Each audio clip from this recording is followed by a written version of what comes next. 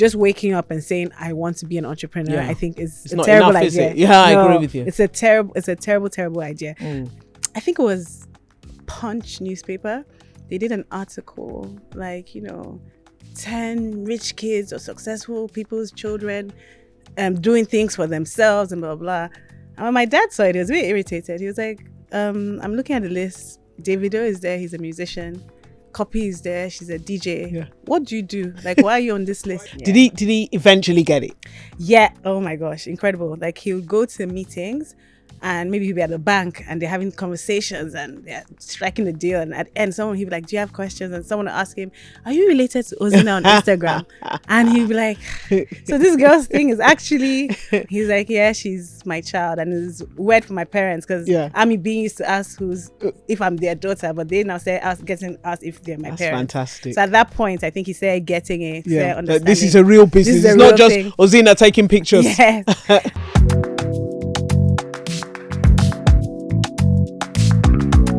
So welcome to The Builders, which is Nidacity's podcast, Nigerian Audacity, direct to you. Today's guest is an interesting one to describe because Ozinna Anumudu does a lot of things. She's an influencer. She's a brand strategist. She runs a fashion concession for Nigerian brand. She's an advocate for Nigerian fashion. And she's the daughter of one of our most prominent entrepreneurs. So today we're just going to be chatting about business, about life, and I hope that we'll all learn something from her. And by the way, if you're watching this and you're not subscribed to our channel, can you just pause and do that now? But welcome, Ozinna. Ozinna.com. Ozinna.com. You're most welcome to Nidacity. So let's just get into it because you grew up in an entrepreneurial family. Yes. How much did you learn across the breakfast table?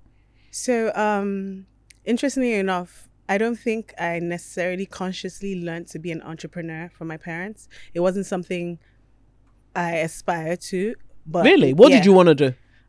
So many things. At first, I wanted to be a lawyer. Okay. That was the dream. But then I went to school in the United States, and in America, you need a degree first before the law degree. And I was like, nobody has time for all of this. And then come back to Nigeria and go to law school. And so when it was time to declare a major in school, I was kind of lost, like, what am I going to do? But that's where my father's influence started. So I just saw my dad go to work every single day, same as my mom. My parents were just very hardworking, teaching us to, work hard, do what you have to do excel in school, excel in all you're doing. So my first year in university, my dad is like, what are you going to study? I was like, I guess I'll just study what you studied. And he was like, no, what's your passion? I was like, what did he study? He studied economics. So that was my first degree. My first degree was in economics. Yeah. And that was purely inspired by my dad, just because I was like, he's very successful. He's making money. Yeah. I guess this is a good foundation. And if I did decide to go to law school, it would have been something to have. And then 2 years in, I did a semester abroad in Paris. Okay. And while I was there, I was really connected to one of my professors who was in communications. And so he was like, why don't you declare a minor in communications as well? So when I went back to I did the 6 months in Paris. So when I went back to the United States, I declared a minor in communications. And so when that happened, I was like, okay, this is an interesting path. I think I would probably end up following this. So I made sure to get a master's in the same. Right. And then you came back to Nigeria, and what did you do?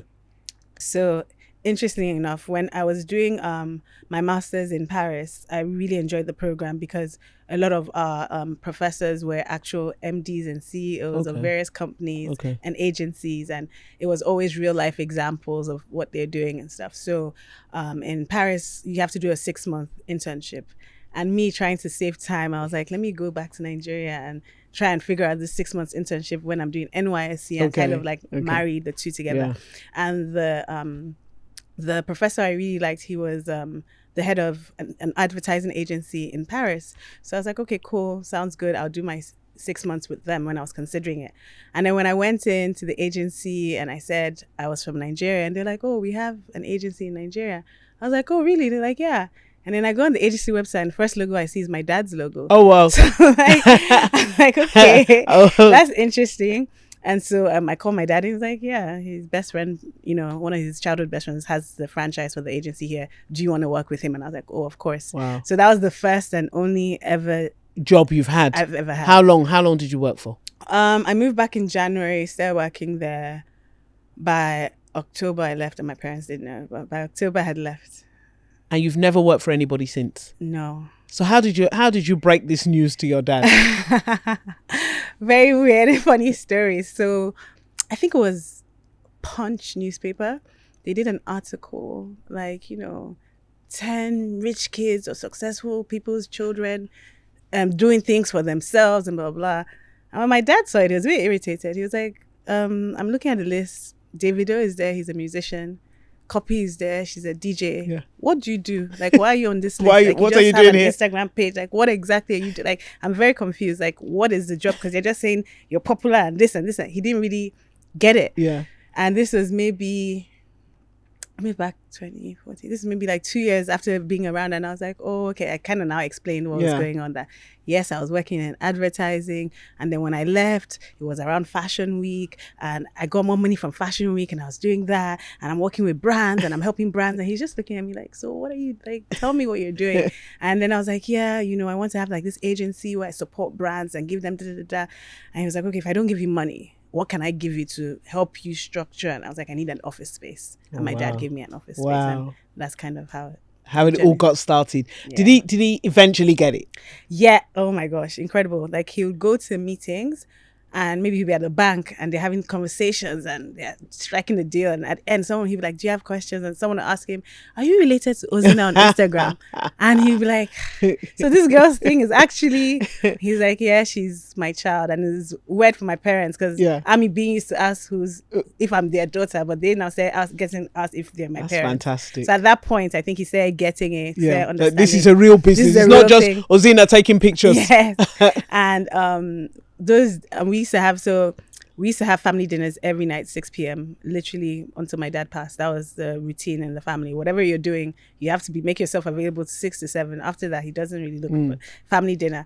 And during dinner, I would start talking to him about my struggles at work, and he'd be giving me ideas and stuff, because my father was selling cars, right? So he understood what I was trying to do as well. What do you think you learned most from him? A lot, but I think his consistency. Right. Literally, his company is over 40 years old. That was all I saw him doing every single day, day in, day out. He was building this empire. So I think that's definitely one thing I learned. And my dad always used to tell me, like, okay, this is your Ozinna.com, whatever you're selling, I don't care if you're selling water, but you need to be the best at it. I need to know that when people are looking for water, they're looking for you because they know that you're the best at it. So you need to sit down and figure out what will make you the best. Is it price? Is it location? What is it that you have? And then I'll tell them, okay, my social media page, reason why people trust me with Ozinna.com is that they know the person behind it. They trust the quality. He's like, okay, good. So how can you expand on that? And so that was how he kind of started understanding what Ozinna.com was doing. And mentoring you with it. Yeah. The Anumudu name, wings or weight? I think at the beginning it was a bit of weight, but now 100% wings. Right. I think the greatest gift a parent can give their children is a name. And I can walk into any room and say my name and say I'm his daughter, and literally I know what that does for me. I think it was 2 years ago, we were working on a project and we were trying to establish contact with someone, and literally we didn't know anyone that knew this person. And I think someone Googled and found a number. And as soon as I call, I'm like, oh, good afternoon, sir. My name is Ozinna Anumudu. And found out TSC. He said, hang on. Are you related to William Anumudu? And I was like, yes, I am. He said, okay, yes. Whatever you need, yes. Wow. And that was it. Wow. That was literally it. But isn't that also a huge responsibility? That's why I think it was weight when I was younger. But because I know I live up to the name, and his name is just putting me. So my father always said this, like, his name will only bring you to the door. If you stay in the room, that's up to you and your work ethic, your responsibility, and how you take care of a project or whatever. So it's now for me, it's wings, because I know once I'm in that room, I'm going to You're gonna kill it. 100% gonna kill it. So right. I'm very confident, especially in my work. So yeah. Because you've grown. Yeah. I mean, so I was your client. Yes, you 5 were. years ago when we launched Dash Me. Yes, Dash Me. And when I look at what you've become now, I'm like, whoa, okay. So what happened? What did you do? What have you, this growth trajectory, because you're doing brands, you're supporting brands for fashion. I mean, you're doing all sorts of things. You see kind of... So I don't think anything... Is there a business plan? No. So I don't think anything really changed. I was just saying true to myself and helping brands, talk to their audiences. So I describe myself as someone who connects brands to their audiences, and I've structured my businesses in a way to support that. So for example, from being an influencer on my social media, I help brands talk to their audiences, and that's quite straightforward. With my platform Ozinna.com, a lot of Nigerian designers don't have access to clients worldwide, so I've created this platform where they're able to shop. We're able to offer fast delivery. We're able to offer them brands that they'd never be able to have access to via this platform. And then with my agency, whenever brands come to us and tell them what it is that they need, right? So in the last 10 years, I feel like I've always connected brands to their audiences. The difference is I have more capacity and these brands trust us more. So now we have a lot of international brands coming to us because they've seen our track record with more local indigenous brands as well. So I don't think it's that I've really changed what I'm doing. But I think the scale has just gone up and people trust us more.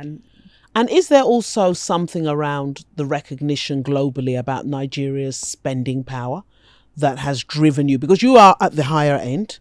Have brands just woken up and said, wow, there's some spend in Nigeria. Yes, we need to do something. So a lot of brands are coming in like, oh my gosh, like Nigerians actually spending. Nigerians actually want to interact with our brands. They see their stores abroad and see that it's Nigerians that are helping with their numbers. So the good thing is when they come into Nigeria, they're looking for someone who still understands the Nigerian market, but also is able to deliver at an international standard. And I think that's where I come in. They realize like, okay, not only is she a consumer and she understands this, she also owns an agency that's able to translate what we're doing. So that's an advantage that I have in that. Do you market, or do people, how do you get business? I've never looked for business a day in my life. Wow. And I'm so thankful for that. But literally, it would be that we did something for Dash Me Foundation and someone would see that and reach out to that client and stuff. And we always just get brands coming. That's excellent. And I hope I'm able to say this in the future. But in the last, we're 11 years this year. We've always never... Not once. Wow. Not once. So it's just word of mouth and building that brand. Referrals. So a lot of times it would be someone will see an incredible project we've done. I'm like, oh, that's so interesting. Can you introduce us? And they'd introduce, and halfway through, I'd get a call from someone like, oh, so what do you do for a TSC agency? And I'm like, oh, I own it. They're like, you're the owner of that company that they heard someone talking about it. And I'm like, yeah, it's my company. And my friends are like, really? I didn't realize that you own this company. It was just so it's not even like they came because of me personally. It's just that they've seen this agency and they've seen our portfolio. Right. Yeah. You've recently done some work for Rolling Stone. Yes, over the weekend. How did that? So Rolling Stone, they just came. So the vice president of Rolling Stone is someone that I know. Okay. And we did Devil Wears Prada. We did the production for that, the what's it called, the premiere. Okay. So we did that, I think 2 months ago. And she attended and I was like, oh, this is incredible. I want exactly this for Rolling Stone. Wow. I was like, okay, no problem. See you on Monday. And on Monday we're in the office working on it. So. And your team is quite lean. Yes. So you've outsourced a lot. How do you, explain, because again, we're talking to entrepreneurs. There is, I think, without too much of a risk of contradiction, there's a problem getting quality staff in Nigeria. So you've gone round it with the outsourcing route. How do you select those providers, and how do you decide what you're going to do yourself and what you're going to outsource? Okay, so I'll speak on it for my two businesses. So with Ozinna.com, I was literally doing everything myself. Literally, an order will come in, I'll go on the website, see the order, pack the order, sort it out, call the person that's doing the packing, doing the delivery. If someone is complaining, handling customer service. You were calling dispatch riders. Yes, oh, I was my doing days. everything, the social media. And then one day I sit down and say, Zina, this is not working, especially when this is supposed to be my side business because the agency is the main thing. So I was like, okay, long story short, I started the website in 2017 and I shut it down maybe 6 months after because literally I was just trying to connect women to buy clothes, but I didn't think about it properly. So it was a matter of someone will see me in this yellow shirt and we'll post it and say it's available on Ozinna.com and we'll get 40 orders, right? And the next day, maybe 22 returns because I was wearing yellow, but they received off-white. And we called the designer. The designer will tell you, oh, it's because the fabric finished. We didn't expect this and that. So I shut it down because I was like, I'm not doing this. Yeah. And then during COVID, shout out to my cousin Ify. He called me during COVID and goes, you know, if your website was still operational, you'd be making mad money right now. Then the US is COVID, everybody retail therapy online, da, da, da. So it was during COVID, I had just lost my dad. It was a very quiet time. So I was like, I want to relaunch Ozinna.com. So during that time, I said, okay, last time it really stressed me out. And if I'm relaunching it now, how do I create a team? So I literally structured the business into 5 different categories. And I said, okay, I can't afford to hire 5 different people right now. So let me like kind of group it and say, if I hire this person, she'll be able to do 3 things and maybe I'll be able to do the other 2, right? And that's how I hired the first person. And so it was me and her, we were doing this. And then after a while, she's like, this is growing too fast. I'm under a lot of pressure. Can you hire? And that person, she understood my vision. I was very intentional with explaining my story and what I wanted. She's been with me, I think, 4 or 5 years now. How have you held on to staff? In fact, it was the other day I posted one of my staff's birthday and she'd been with me for 6 years and another one for 5 years. And I was like, wow, I've really kept some people. Kudos to you. I think it's from the initial hiring process. Okay. You need to know what these people really want. Some people come to work just to make money. Some people come to work to learn. Some people come to work to understudy you, to steal your ideas. And so you need to understand. So I think when I first hire, I need to really understand this person. If I don't feel comfortable, I know it might sound funny, if I don't feel comfortable with your spirit, I can't hire you, because at the time, I'm very close to you. I'm working, you're in my house, you're around my family. Like, I need to know that this person understands my vision. And if I'm able to see that in the first 2 months, I'm completely fine with it. There are people that have worked with us and I'm like, and they probably end up staying a year. And most times, to be fair, when people leave, it's always on great terms. Maybe they're going to school or they got another opportunity or, change career. But I think I've been able to retain them just because I do my best to keep my team happy. Right. I'm very transparent with the team. They understand how it works and stuff like that. And because it is a difficult market. Yeah. So on your vendors now, so you've outsourced a lot. How do you select them? So what happens is when we have a project, so that was with the website, but with the agency, I still have the core team with me, right? But when we have certain projects, we find strategic partners that we can work with, and we don't just go to partners just because they have a certain reputation. I need to understand their vision too, why they're in business. If this is a partner I think we can work with long term, if this is a partner that I think is just trying to work with us to take our clients from us, like, you need to really understand. So I'm very, very intentional about the people I work with. And so these vendors, for example, on your big events where you're putting things together, is it the same team that... No, so we don't work with the same team. So the team I worked with on Rolling Stone is different from the team I worked with Devil Wears Prada, right? But there's still some people that would be on both projects, but the entire team, no. The team, how it kind of works is almost like we have a black book with all the different teams and vendors and stuff, and when we get a brief, we're able to pull people's strengths and say, okay, this person, this project may not work with this person, they're really good, but this is not what we want, and then we take it from there. So tell me about growing, because like you said, you only worked for, did you do 9 months? Under. How do you develop yourself? Because I mean, entrepreneurship is a lonely place. So I feel like being an entrepreneur is really glorified.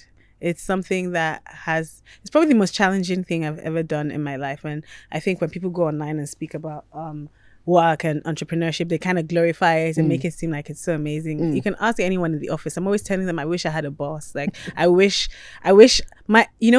the one thing in life I wish I could send one of those emails like, hi, I'm on leave for the next 6 days. If you can't contact me, contact Dara or something. I wish I could send an email like that. I've never had that luxury in life. I've just always been working, and me becoming an entrepreneur was never a plan. It was more so I saw a gap and I said, okay, this is something I think I can do. And I think I was just confident enough, tenacious enough to feel like this is something I can do. Even when I was talking to you before we started this, I was saying how this platform is so incredible. The fact that there's something to support entrepreneurs, because when I started 10, 11 years ago, I had nothing. All I had was literally mentors. So that's what I rely on. I literally rely on people. I have friends who I just go sit in their office and talk to them and say, I'm struggling with this. This is what's going on. In fact, how a friend helped me over Christmas was, in December, I think we were doing so many things, and I used to do a lot of the transactions myself on my phone. And someone reached out to me. I don't want to say the figure so I don't sound irresponsible, but someone goes, "Oh, hey, Zina, you sent me X amount by mistake. Send me an account to refund it." And I was so embarrassed because I was like, how did that happen? Like, so have I been losing money? Yeah. And, you know, I went to speak to one of my mentors, and he was just like, no, I'm sure your accountant would have eventually picked it up. I was like, yeah, but, and then he goes, why are you the one doing these things? And I was like, oh, because who's going to do it? He was like, 1 second. He calls his account officer. Please go see her tomorrow. And the account officer's like, oh, the bank has this platform where it's uploaded. And I was just like, nobody told me this. Why? Like, why wasn't information shared with me? But I had no one tell me that. And now I don't literally touch money in the office anymore. Anytime I'm like, go meet the accountant, he'll do the upload. So if that error happens again, it's not on me, it's on someone else. And I think that's what's really helped me as an entrepreneur. Just kind of finding structure and balance where you get support from your team. Yes. And I find that that's where I am now. Maybe it took me 10 years, a little too long, but that's where I am now. I truly, truly trust my team and their capacity. And the only problem is still, my dad always said it was a Nigerian thing because I complained to him. People always want to deal with the owner of the business. Of course. You know, and I complained to my dad. He's like, shut up. Like, people call me now and say, what's the price of a Corolla? And they would ask him. And he's going to stay on the phone and tell them the price of a Corolla because he's the owner of the business. I was like, Dad, that's not how it's supposed to work. He's like, that's how it works here. In Nigeria. No, I think the owner's touch, as they call it. But it creates problems for entrepreneurs because I think there's so much key man risk. Let me ask you this. I ask this question to a lot of entrepreneurs. When's the next bank holiday? There you go. If I ask an employee, they'll know. And that's you know, that thing, it frustrates me so much because holidays just, in fact, the one that just happened was, okay, this June 12th one. So I'm very easy. HR was like, this person's asking for leave. This person's asking for leave. I'm like, yeah. And then I realized everyone is on leave the same period because there's a holiday and the team is so lean. And I'm like, I didn't even realize what was going on. Like, you know, that's when you know you're a true entrepreneur. Yeah, I because I remember when we were, because I worked through the holidays. So. When you were, and I was an employee for many years. I knew when all the holidays were because I would take my leave on one side of it. I told you I've never had a leave before, so I don't even. Although my team did say this to me 2 weeks ago, and I was very happy. They're like, you know, you need to just go on holiday. Like nothing is gonna happen, nothing's gonna burn. Like, don't touch your phone. I was like, really? They're like, yeah. What do you think is like?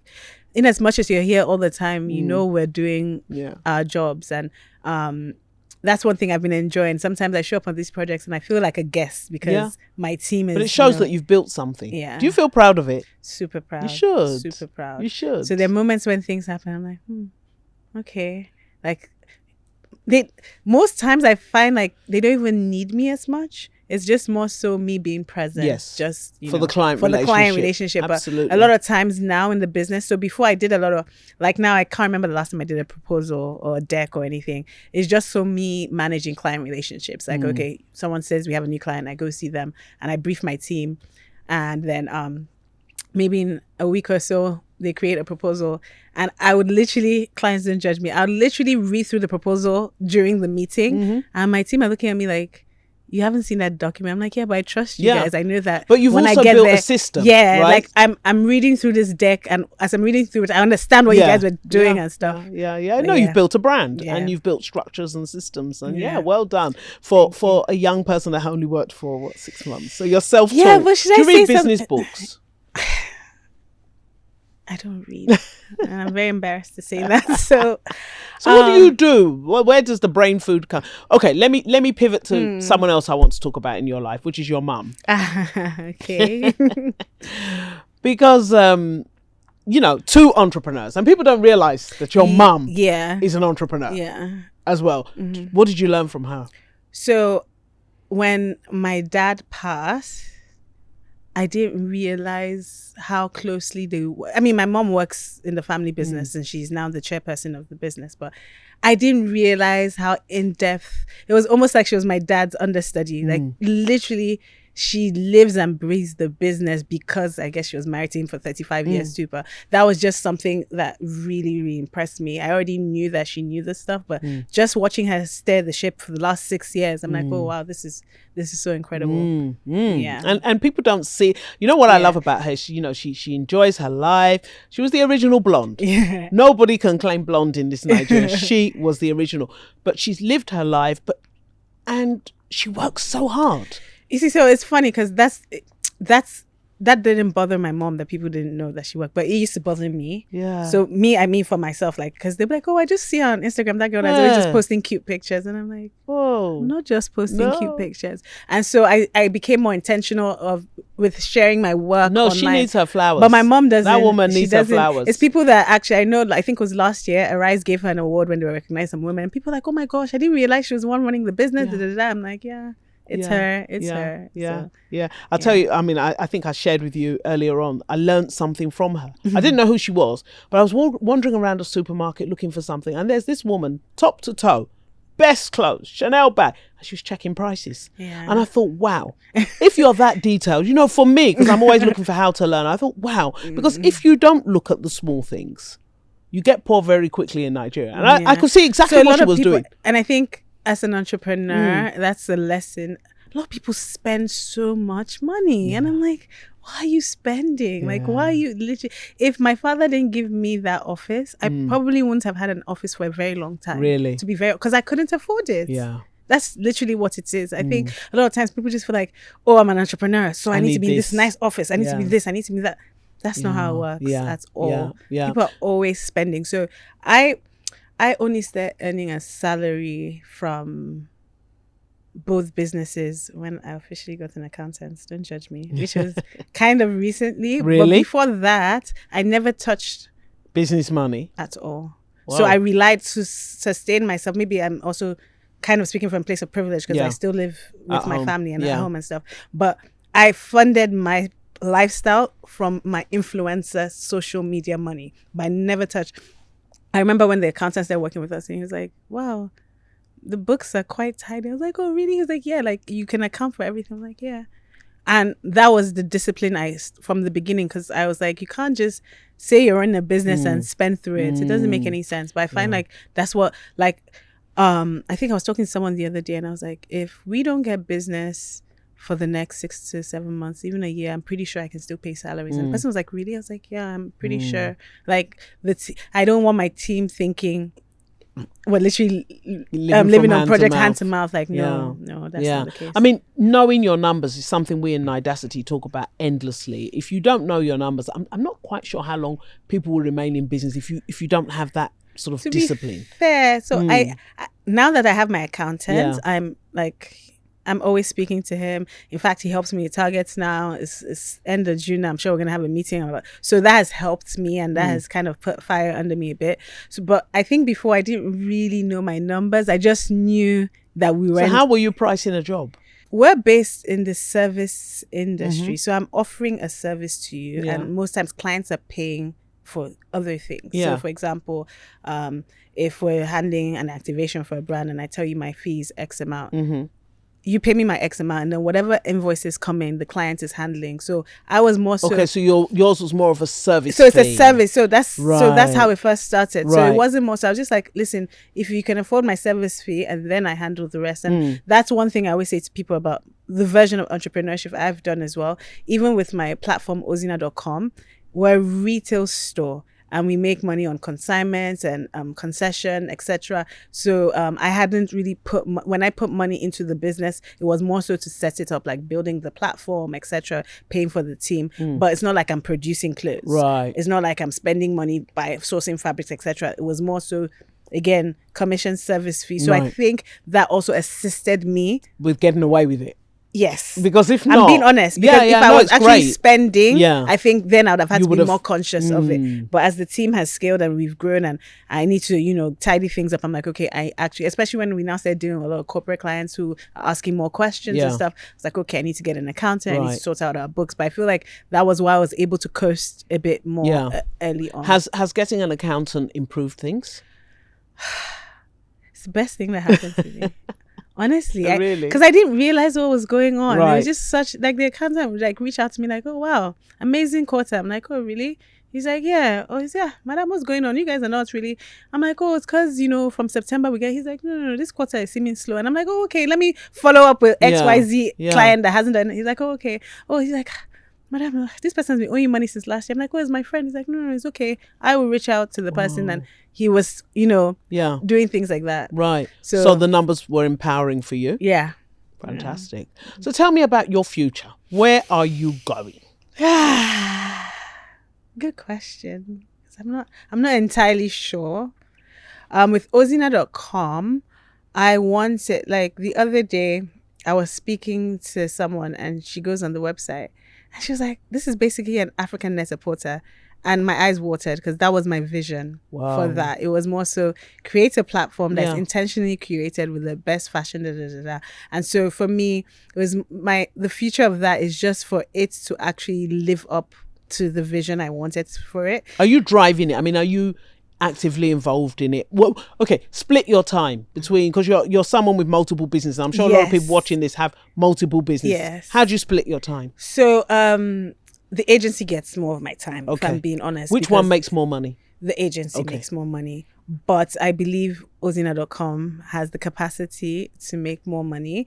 It's just that there are a lot of challenges and hurdles. So for example, if I talk to the designer that made the shirt or something and say we need 100, they're like, oh, we can only supply 25 or we can only supply 30. I can imagine that if I invested more time in this, maybe I'd perhaps go into production or partner with them and figure out ways to scale better.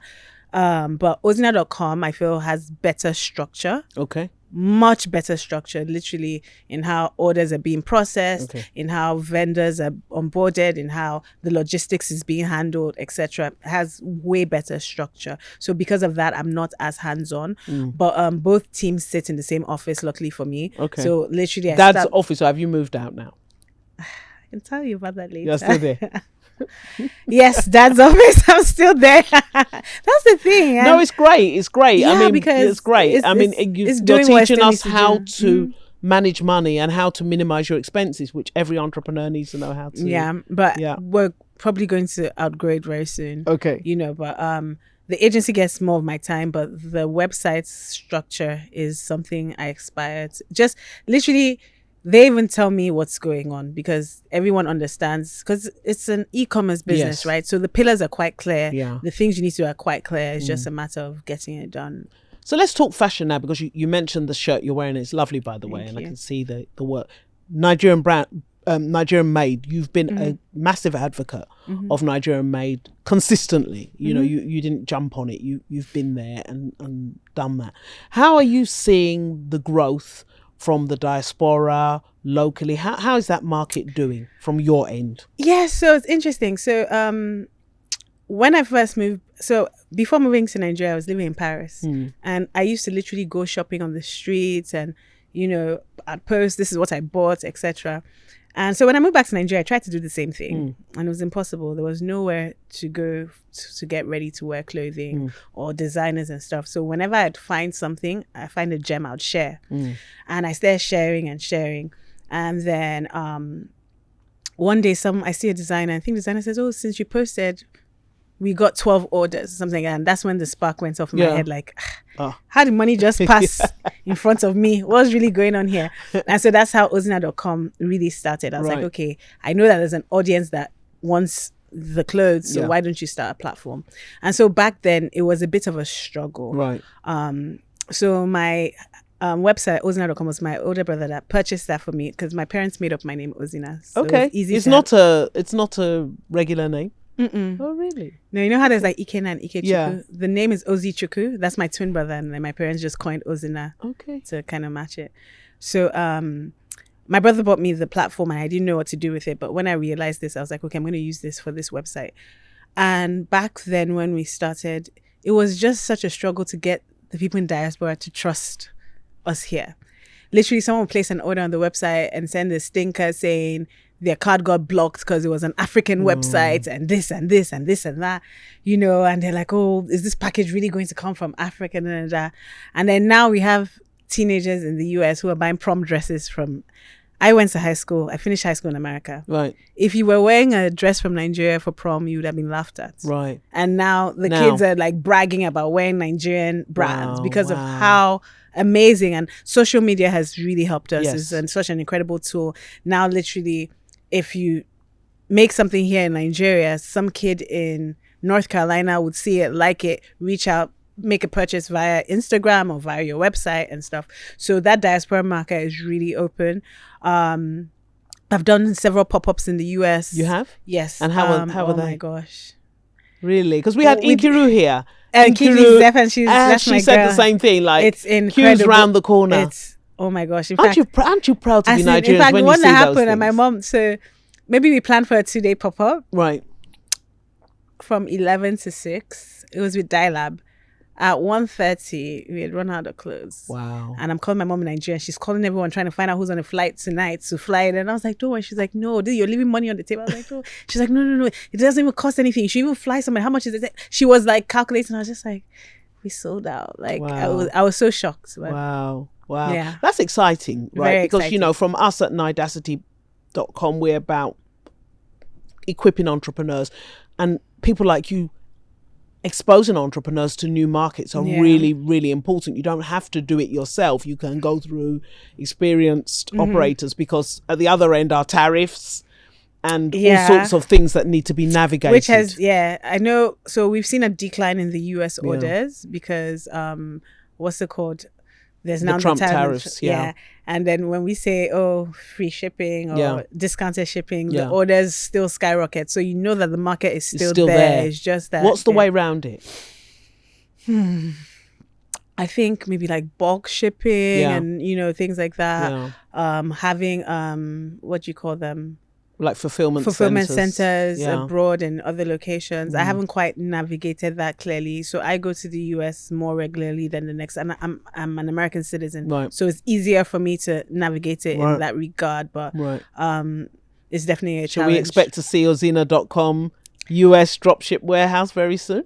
To be honest, it's probably going to happen. It's going to have to happen eventually. It's kind of sounding like a natural evolution from where you are. Yeah, because a lot of our orders come from the US and from the diaspora. Yeah. So it's something that is going to happen pretty soon. And we have to lock into those markets, right? Yes. Because they're important for us. Yeah. And they believe in us. Like they're so proud of us. They, I think what happened one time, I think I was in the US and I was wearing a jumpsuit from my website and someone stopped me. It's like, oh my gosh, this is really nice. I was like, yeah, it's from Ozinna.com. She was like, oh, spell it. And she goes, Ozinna.com. Okay.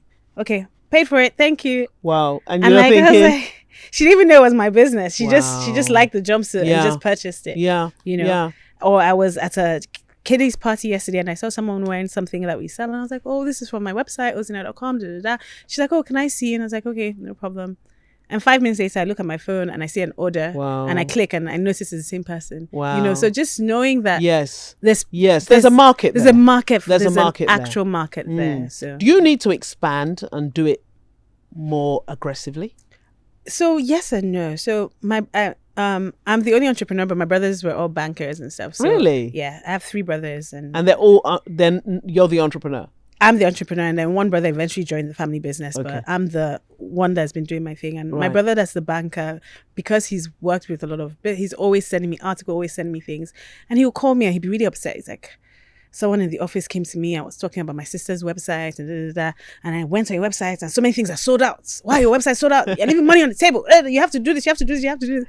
I'm like, bro, it's not that easy. But he's like, no, you can scale, you can produce, you can do this, you can do that. So I know that there are things that can be done, but it's a bit challenging. And I'm pacing myself because I'm putting my consultant hat on now. Why? Because I understand the challenges that some of these brands are facing in terms of them producing and not having the capital. Right. And I'm not looking to invest, right? So I can't put that pressure on. So I don't produce. I'm a retailer and I sell. Yeah. But I need the product to sell.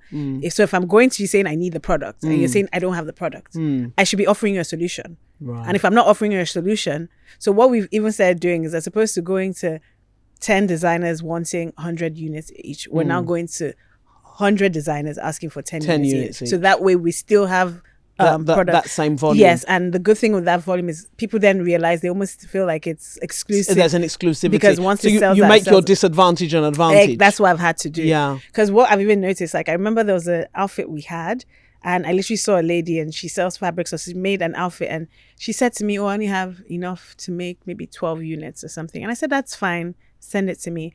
And I had an aunt reach out like, oh, I want to buy that dress, but I don't want it to be common. And I was like, oh, we only have X number, right?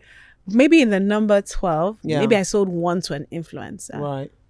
And my auntie called me and scolded me that I say uniform is everywhere in Lagos and everybody's wearing it.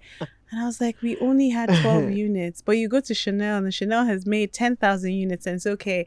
And then we made 12 of it in Nigeria and you're upset that it's everywhere when in fact we only had 12. But do you agree? I mean, sitting here talking to you and we're talking about 10 units and 12 units for Nigeria, I mean, there's a problem there. A huge problem. There's a problem there that needs a huge to be solved. problem. To be fair, and coincidentally, Nidacity has just signed up a agreement with Lagos State to act as an accelerator for the fashion business. Amazing. And that's one of the things we're looking at. How can we help these people scale? And if it's working capital, I mean, if I have an order from Ozinna.com, I can go to sleep. We can bank. Just sitting here, just before you came in, were two guys that are doing that kind of intermediation for car dealers.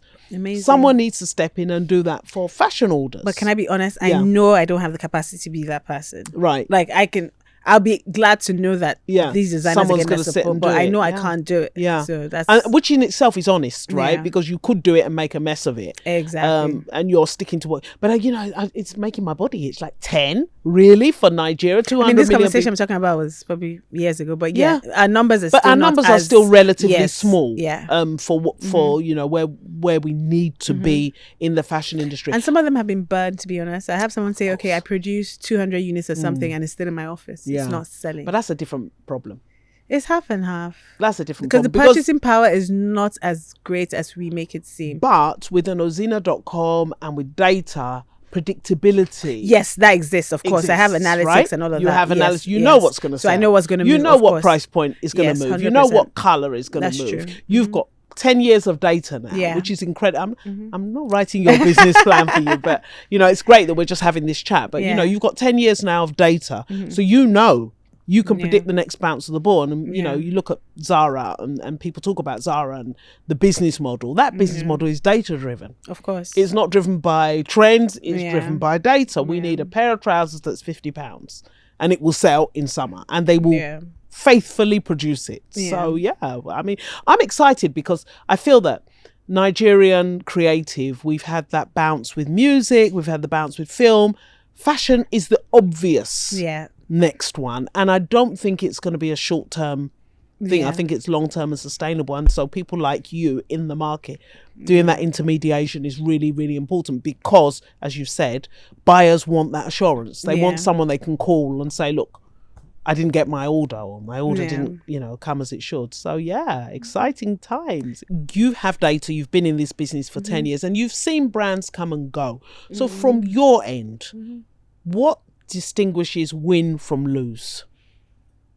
So a lot of times I feel like brands don't know what they want, or they don't know who they are. Okay. Their brand positioning isn't quite clear. So if they see tomorrow bikinis are selling, they're going to make bikinis. If they see jalabiyas are selling, they're going to make it. And I'm like, okay, so you're doing this. Are you trying to be a Zara? Are you trying to be a store that caters to everyone? Or are you trying to be a designer that, does couture? And they're like, no, I want to be a designer. I'm like, no, you don't know who you are, because if you want to be a designer, then your brand should have a certain trajectory, a certain vision. So I find that that's where a lot of these brands struggle in fashion. Is just more so they can't really determine the market they're in or what they're trying to do. But is that because of this kind of jump on trends? Well, that's the problem too, because they're also brands. So for example, now during COVID, Dial Out did the Agbadas, and the Agbadas caught on, and it was a really popular trend, and a lot of brands started doing their own versions. But there were some brands that would never do that because they understand their market and their vision of what they're trying to do. But the problem with trends is trends come and go. So how do you sustain your business? What are you going to be known for? If they talk about your brand and say, oh, this fashion house, what have they done in the last 10 years? Nobody can say anything because they just see you hopping on trends and you have no identity. So for me, for fashion brands, I would say to them, have a very clear identity and work as hard as possible to ensure that your audience knows that. We, Nigerian Audacity, we're just trying to curate and support entrepreneurs, right? Because we feel for this country to grow, the small have to become medium, the medium have to become large. We've got to, and we're going to grow from the bottom up. So speak to that entrepreneur who's just starting out. What do you wish you'd known that would have been useful to know when you started out? And just speak to that person today. not to sound cliche, but it's a long journey ahead. So you need to be patient. So you need to be very determined. If when I started in 2015, officially, that's when I registered my business, someone told me I wouldn't score the clients I have for another 8-9 years, I probably wouldn't have done it because I at the beginning, I probably just thought, because I know what I'm doing, right? These people should just naturally come. They eventually came, but not when I wanted or not when I desired them at first. So I would say, like, just understand that being an entrepreneur is a long haul game. Like, it's not something that's so straightforward. You need to, what I learned from my dad, you need to be consistent. You need to, put your head down, understand what you want to do. And also from the very beginning, you should have a clear map of what it is that you're doing. Not necessarily saying this is exactly what I want to do in 5 years, but know, like, this is the business I'm in and this is why I'm in this business and this is what I hope to achieve from this business. And then from there, obviously, then find ways you can make money from it, ways to scale. I also think another thing is slow down. A lot of times I find that when people just become entrepreneurs, they want to do everything at once. Everything. And I think that was me too at the beginning. At first, I was just trying to, but then what happens is you burn out and you realize that this is not working. And in fact, when people say a lot of times that people are failed entrepreneurs or we have more failed entrepreneurs, and it's honestly just because they got burnt out or they realized that I had this vision and it just wasn't clicking when they wanted it to. I had a friend who told me they quit their job to become an entrepreneur, and I was like, I left my job because I was making money on my own. So I don't think you should quit this job until you know that makes sense. Like, just waking up and saying I want to be an entrepreneur, I think it's a terrible idea. Is it? Yeah, I agree with you. It's a terrible idea. If I didn't have the opportunities I had when I left, when I was doing when I left when I did, I don't think my business would be successful, because if I just started doing it, I noticed I wasn't making any money and just gone frustrated. So and also, don't go in it for the money. I feel like a lot of times people go in for the money, and the money is good and great, but it's added value. You need to be passionate about something. So both of my businesses are driven by my passion. They're driven by the fact that I want to make impact. I want to be a part of brands and their storytelling, etc. So when the money isn't as great as I want it to be, at least I know that my vision is still clear and I'm still gaining in that regard. So there's some projects I feel like, we didn't make that much, but I grew the business, or I grew the brand, and my vision I deepened the relationship. I deepen a relationship, exactly. Like, there's some projects I'll do, and I'm not really happy with maybe how it ended or how much we made from it, because maybe the client wanted XYZ discount, and then two months later, another brand comes because they saw what we did for that one. In fact, a story. I think a brand had asked us. It was their anniversary of some sort. I think maybe it was like 30 or 40 anniversary, and they wanted us to help with the activation and the entire thing, and we did this presentation. My team and I worked really hard on it, and at the end of it, someone gave inside information like, you did a really good job, but they ended up going with someone else just because they're more established and they didn't really trust you guys giving you all that money and da, da, da, da. And I remember being really bad. And then maybe a year later, someone reaches out and says, it's our 10-year anniversary and we want to do something. And so that template we had worked so hard on, I used it for the 10-year anniversary, and they were like blown away. Like, how are you able to put this together in 2 weeks? It was 1 year of sweat and tears that you had seen there. So nothing is lost. Nothing is ever lost. And you're in it for the long game, right? You're in it for the long game. I think that's a fantastic place to end, and to thank Ozinna Anumudu. She's in it for the long game. I think the future looks good. But from a Nidacity perspective, we love businesses like yours. You've just gone out there and created something out of nothing, and we're very, very proud of you. So thank you so much for having me. This was incredible. Been a pleasure. Thank you for this conversation. So this has been The Builders by Nidacity with our very, very ebullient and incredibly versatile Ozinna Anumudu. If you have not subscribed, please subscribe, please like, please follow, please talk about us. We are here to support entrepreneurs and to make sure that more of us make money here in Nigeria.